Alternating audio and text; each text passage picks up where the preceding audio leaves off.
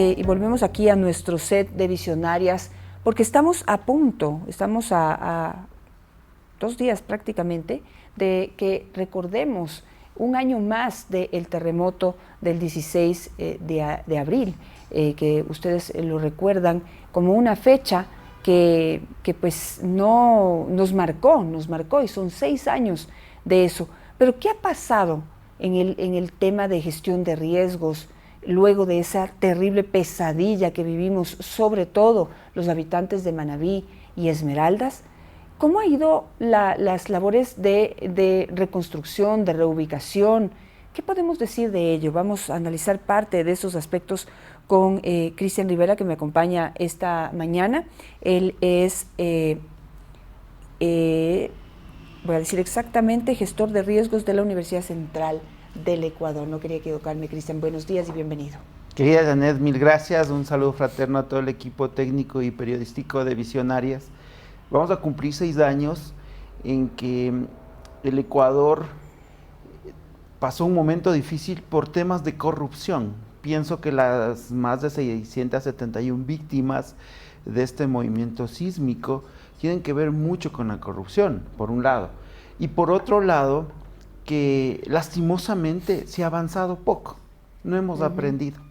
Eso es terrible. Y posiblemente, como ya vimos en Esmeraldas, y al vivir en un país altamente sísmico y volcánico, la historia se vuelva a repetir y lastimosamente tengamos que lamentar muertos, heridos, personas con discapacidad y un gran impacto económico en el país, tomando en cuenta que estamos saliendo de una pandemia. Entonces, pienso que es fundamental y súper chévere que ustedes hagan este periodismo reflexivo que nos permite a nosotros como seres humanos entender que los terremotos no matan gente. La gente muere en los terremotos por no estar preparada, por estar en estos procesos pequeños, pueblo chico, infierno grande, en estos procesos de corrupción, donde se dan permisos sin un criterio técnico a que se hagan adecuaciones y nuevas construcciones en las ciudades. Entonces, ahí es donde uno dice, y entonces, ¿para qué tenemos normas, leyes? Solo por citar algunas. Luego del terremoto del 2016, con mucho ímpetu, con mucha energía, se habló de la Ley Ecuatoriana de la Construcción, ¿no es cierto? Entonces esta Ley Ecuatoriana de la Construcción, se hacían foros, encuentros, cómo construir con madera, cómo construir con hierro y demás, pero ahí quedó.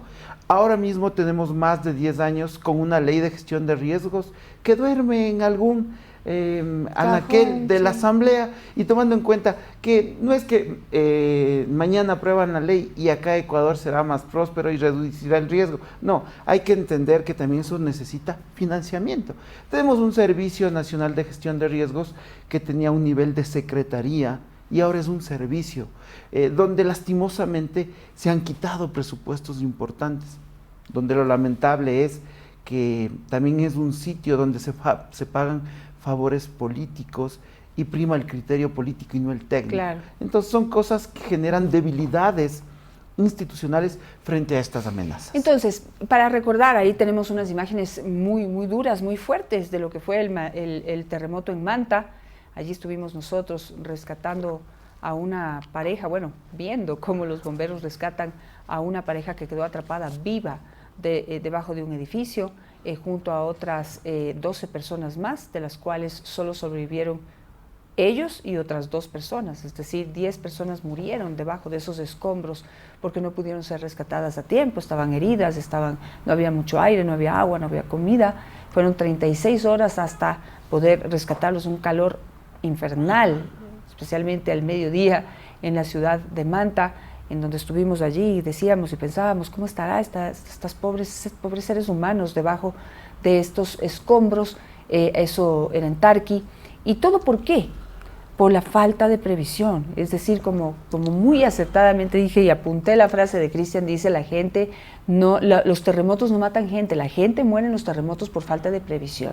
¿Qué pasó allí? ¿Por qué se cayeron tantos edificios de tanto cemento sobre tantas personas en Esmeraldas y Manabí?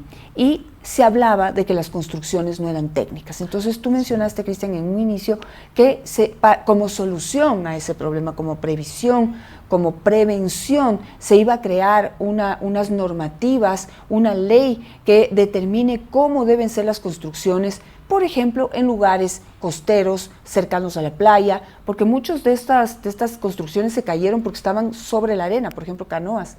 Canoas se hundió, era impresionante, se abrió la tierra, se abrió la arena y se hundió Canoas.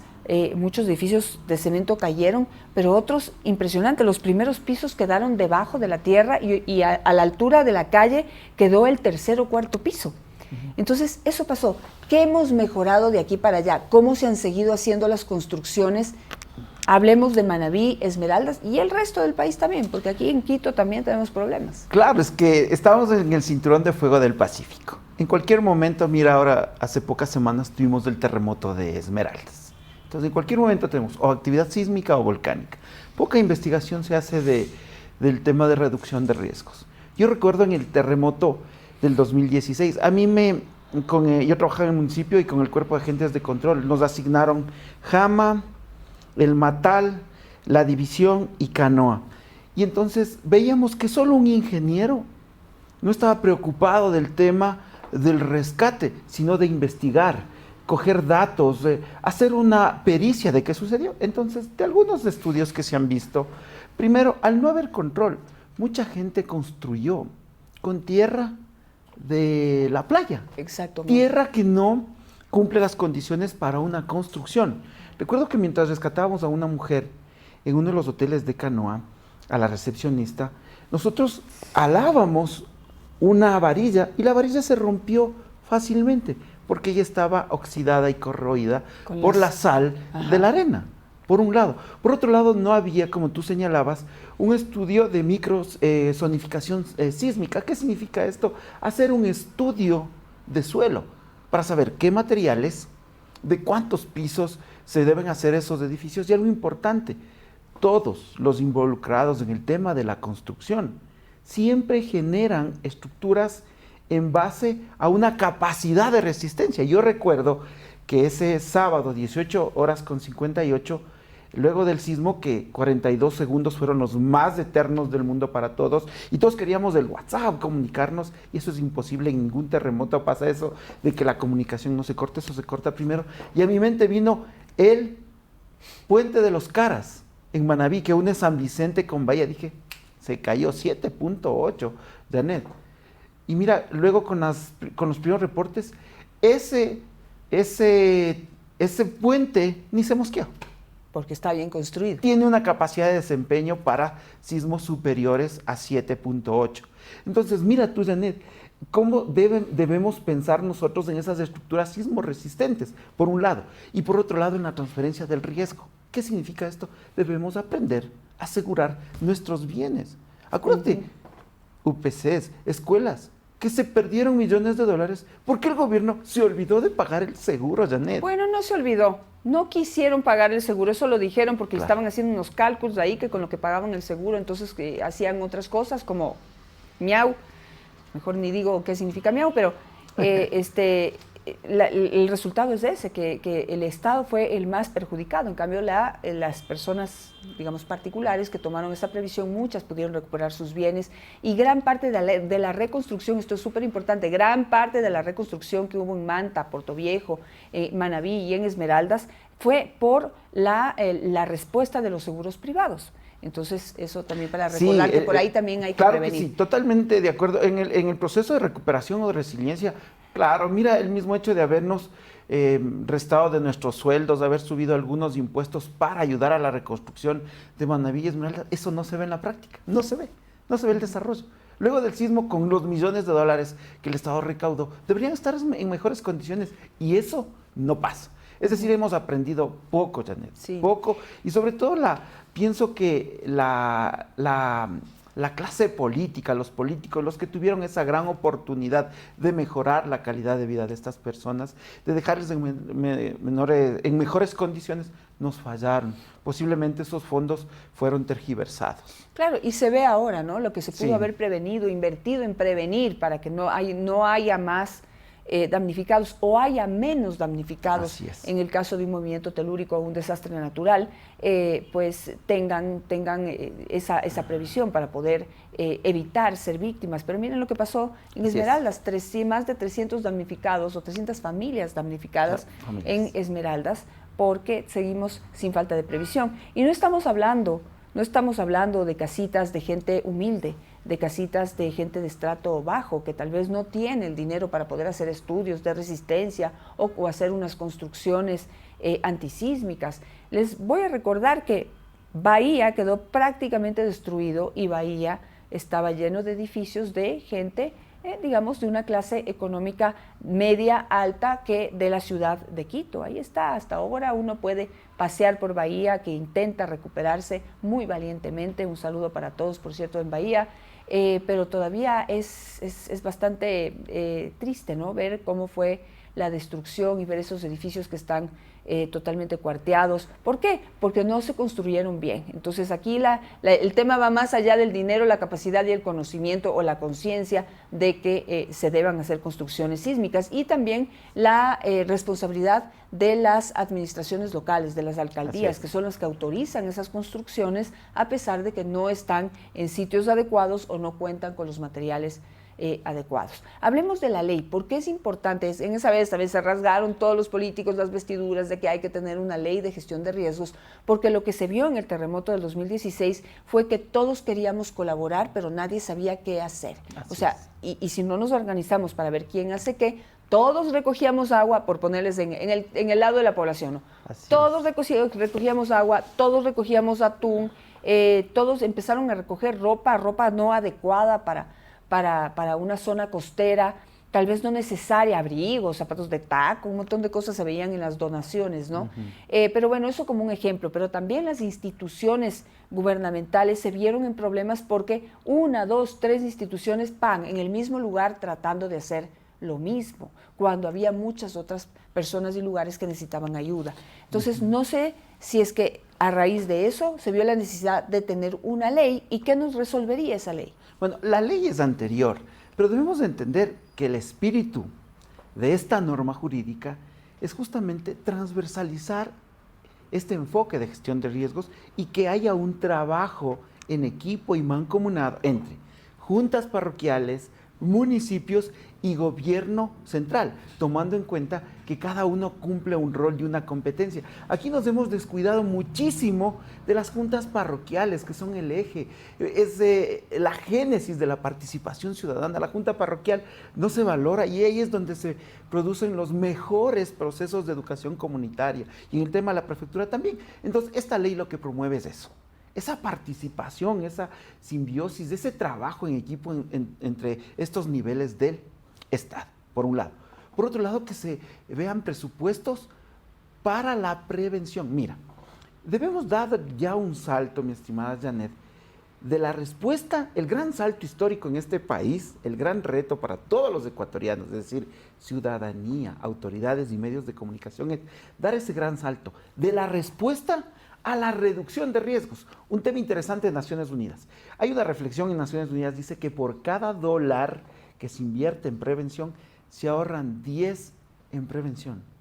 10 en prevención, o sea, ¿cachas lo que significa eso? Significa desarrollo para el país, significa salvar vidas, significa que tengamos nuestros bienes esenciales en buenas condiciones. Y dice también Naciones Unidas que por cada $1 que se invierte en infraestructura, se ahorra $14 cuando se producen estos eventos adversos naturales. Porque, digo eventos adversos naturales porque no es un castigo de Dios. No es cuestión de echarle culpa a la naturaleza y dicen, es que Diosito nos quiso castigar, claro. Es que la naturaleza es así. Mira, con tu venia, permíteme contarte, yo tuve la oportunidad de estudiar en Japón, uno de los países donde se produce la mayor cantidad de sismos en el mundo. Y ahí la ideología es distinta. Ahí no están echándole la culpa a la naturaleza. Hay cada año, por ejemplo, en el terremoto de Kobe, en el terremoto de Ajin Abaji, en el terremoto de Fukushima, ¿qué hacen? Conmemoran y dicen, nos preparamos para el próximo terremoto. ¿Te das cuenta lo que significa simbólicamente? Nos preparamos para el próximo terremoto. Eso genera un impacto en la población porque va desarrollando capacidades, te preparas y demás. Pero no, aquí seguimos pensando que la mochila es la solución. Y no, y con la mochila ya eres salvo, pues con la mochila no Pero te es pasa que ni nada. la mochila, Cristian. ¿No es cierto? Entonces, Ni la mochila, y hago un mea culpa, ¿no? Yo tenía una mochila claro, que te cuento que ahorita que me acuerdo, no he revisado cómo está esa mochila, está caducados ahí. a lo mejor en los Todo productos. caducado, los zapatos de mis hijos chiquitos, seguramente la ropa que tengo ahí ya no les queda, no sé ni qué hay ahí. Pero mira, Janet, ni siquiera es la mochila. Aquí el eje es que deberíamos todos, aquí en Visionarias, en todos los lugares, tener un plan familiar de emergencia, un plan laboral de emergencia.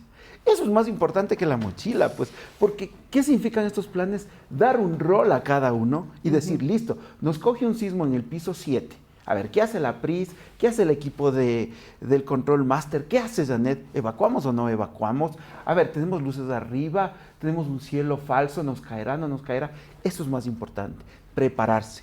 El sismo del 2016 nos deja la gran lección de que nadie en el mundo, ni la tecnología más avanzada pueden decirnos cuándo va a producirse un sismo. Nadie puede. Entonces es súbito. Por eso es importante este plan de emergencia que nos permite generar escenarios ante un posible sismo. Bueno, me quedo con ello y bueno, una pregunta más. Claro. En Esmeraldas y Manabí, ¿ya toda la gente tiene su casa o hay gente que sigue viviendo en carpas? Porque lamentablemente también nos olvidamos de los temas, ¿no? En este país un tema tapa otro y otro tapa otro y así seguimos de tema y tema y no terminamos de ver qué pasó con el uno, que ya tenemos que hablar del otro. Esa es la realidad de este país. Pero hasta hace un par de años se hablaba todavía de personas que estaban viviendo todavía en carpas. ¿Esa sigue siendo una realidad? Es un tema muy chévere de analizarlo y en tema de riesgos ya se debería incluir también el criterio de los periodistas, de los sociólogos y de los antropólogos. Porque el tema es que se entregaron casas, y yo viajo constantemente a Chamanga, a Canoa, a Jama, a Don Juan, a Punta Prieta, a hacer algunas actividades, y viven todavía en carpas, luego de 6 años. ¿Pero sabes por qué, Janet? Es porque el gobierno y el Estado les dio casas que son muy calientes. Ya. Entonces, claro, hacen modelos de casas que un ser humano para esas características o que culturalmente ellos tenían casas con mayor ventilación, con mayor frescura, dicen, sí, tome su casa, peor es nada. Y claro, tú aceptas, pero es muy caluroso. Qué horror. Y entonces, ¿qué hacen? Se van a las carpas celestes que todavía tú ves en la vía Pedernales, sí, vaya, encuentras, o por la Cojimía, es hacia Esmeraldas, hacia Chamanga. Y entonces yo me acerco, les digo, oiga, vecina, a ver, confirme, ¿por qué vive todavía aquí? Se mira, dice, lo que pasa es que esa casa es un horno, dice. Y es verdad. Es un horno. Entonces, ¿qué hacen ellos? Prefieren vivir en las carpitas, sí, y ahí dejar sus cosas. Entonces, yo pienso que cuando se dan estos procesos de reconstrucción, es importante decir, a ver, don Cristian, ¿cómo era su casa? Cuénteme, era de caña, tenía ventilación y demás. Y entonces ahí tú le das dignidad, vives en ese entorno. Pero si vas y le exiges y le plantas una casa, si quiere, viva ahí, y si no, no. Entonces, ahí vienen los problemas de que no se concatena ese trabajo entre Estado y sí, población. Y eso pasa en todos los sitios en donde hay riesgos, ¿no? Aquí en Así Quito es. también hay, en el sur de Quito, hay toda una ciudadela de unas casas bonitas, pero que están desocupadas. Son casas de...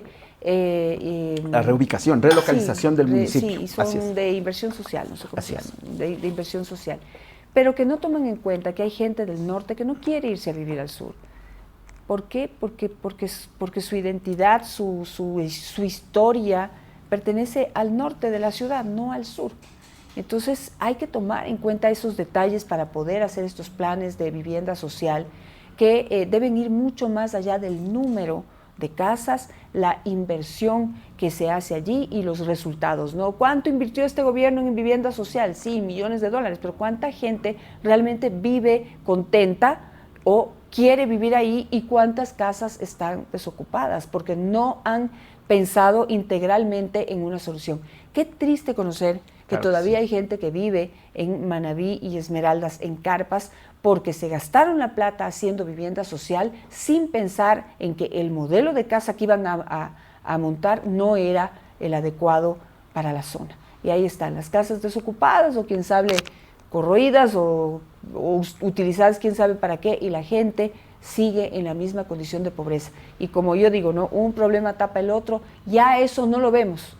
Pasamos por la carretera y esas carpas ya forman parte del paisaje y no nos preguntamos qué es lo que pasó, qué fue lo que pasó. Así que, bueno, me encantaría hacer una investigación un poquito más profunda, Sí. en conjunto con ustedes, que nos puedan llevar y ayudarnos a abrir puertas para poder, por ejemplo, ir a ver esas casas y qué ha pasado con esas casas y empezar también a pedir cuentas, ¿no? De cuántas inauguraciones hicieron después de ese terremoto, ¿no? Diciendo, aquí está la solución para los damnificados. Y ahí está la solución, no fue una solución. Claro que sí, mi estimada Janet, y algo que tú dijiste hace un momento, el Estado debe saber pedir y la ciudadanía debe saber donar. ¿A qué me refiero? Yo entiendo que hay iniciativas ciudadanas o de algunos medios de comunicación luego de este tipo de eventos naturales y se emprenden campañas de solidaridad que en realidad no son efectivas. No tomen a mal mis palabras, por favor.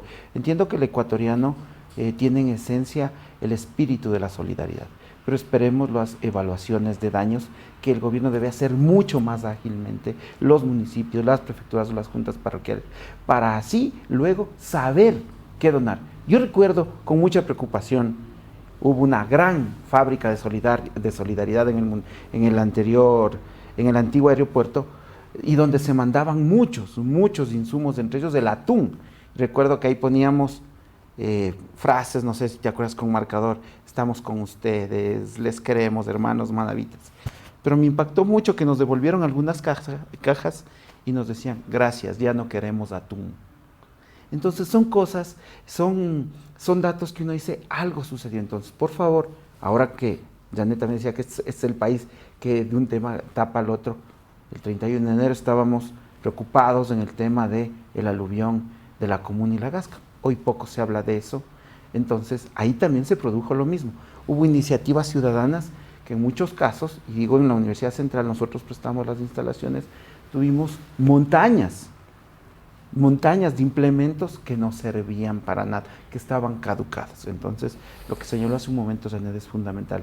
Cuando hay este tipo de eventos hay que matar ese mito de que inmediatamente hay que mandar ayuda. No, esperemos un momentito, esperemos un tiempo hasta recibir la primera evaluación de daños y necesidades para entregar los insumos. O miren lo que hacen otras organizaciones a nivel internacional, luego del huracán Mitch, luego del tsunami de Indonesia, se abren cuentas, ¿no es cierto?, cuentas corrientes para recibir económicamente las contribuciones y sobre eso trabajar en proyectos puntuales que son más efectivos a corto, mediano y largo plazo. Entonces, importante topar este tema y aprovechando el espacio que Visionarias de este jueves ha tenido la bondad de invitarme.